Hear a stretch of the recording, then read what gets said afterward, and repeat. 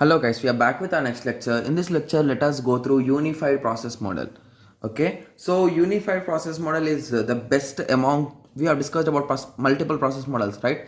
So among this all you can say that unified process model is one of the best model, guys. Okay, so basically unified process model, in this process model you will be representing the diagrams in a particular language that is called as UML language.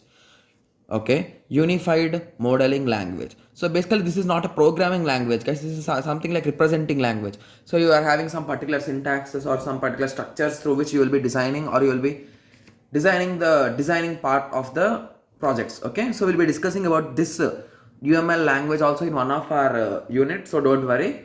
Okay, so the unified process or Rotational Unified Process, that is nothing but RUP, is a framework for object oriented software engineering using a UML, that is nothing but Unified Modeling Language. Okay, so this process might be a bit different, guys, because here we will be combining multiple common modules into a single module and we'll be working on it.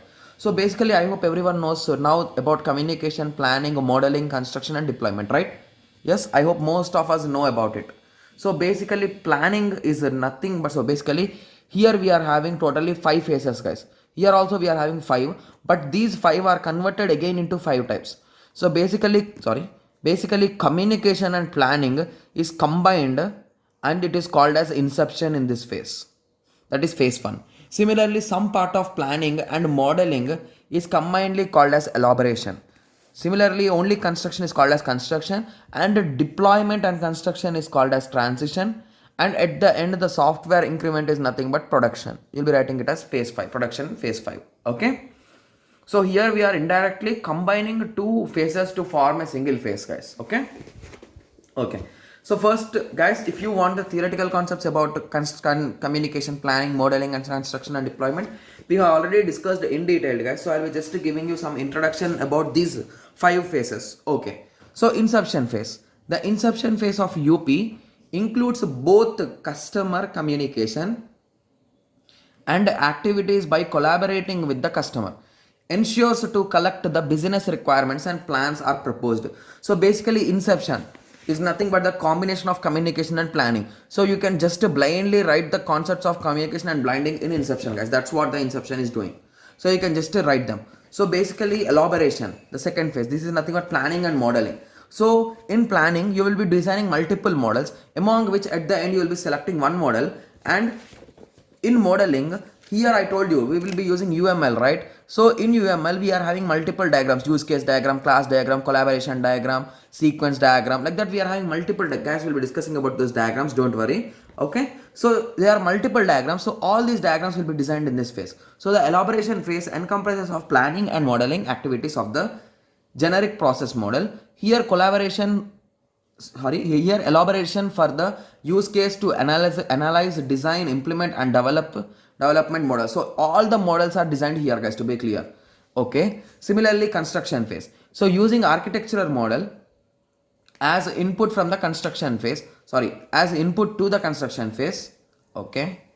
So basically here we will be designing multiple diagrams, right? So based on that diagrams you will be starting your coding, guys. So using architecture model as an input to the construction phase develops the software components. So we will be starting developing the software components that will make each use case operation and futurely carried out for testing. So we'll be just pushing them now to testing. So that is nothing but transition phase. It includes both construction and deployment. Okay, so here you can say that the testing is done. So basically testing is also of different types, guys, and different testings will be done. So we'll be discussing in detail about testings in unit 5, guys. Okay, so just an introduction will be given here. So here the softwares given for testing to the end users, those are nothing but called as beta testers, guys. We'll be discussing about alpha testing, beta testing, and everything, don't worry. Okay, so basically even every module and installation manuals are even checked and everything are made, guys. Okay, so at the end of this the final product is ready. So the last stage is nothing but production phase. After release, any more needs by the users will be added to the pre-requirement state. Okay, so in this way this cycle continues till infinity, guys, until the project is according to the client's requirement. Okay. So now let us go through the advantages. So the major advantage is it covers the complete software development lifecycle. So basically these 5 steps are nothing but the combination of the other 5 steps in SDLC, right? So it covers everything. So the best practice for development are supported by this unified process model. Okay. Similarly, it encourages designing with UML. Guys, even today, when you give a project to a company, they will be drawing the UML diagrams, guys. So UML diagrams are such a popular thing that even for another process models also, we will be doing UML diagrams and you will be moving on with your own process model, right? Yes. So disadvantages could be more complex to implement because you need to draw the UML diagrams. So basically to draw UML diagrams, you need to have 100% clear idea of requirements and what is the end product, right? Okay. This is a heavyweight process. Experts are needed for it. Risk cannot be determined. So basically here we didn't talk about any risk, right? Whereas in spiral model we talked about risk. So basically based on risk analysis only that the whole thing depends, guys. If there is a lesser chance of risk, you will be selecting this unified process model. Where there is a chance of risk, you will be moving to spiral model, right?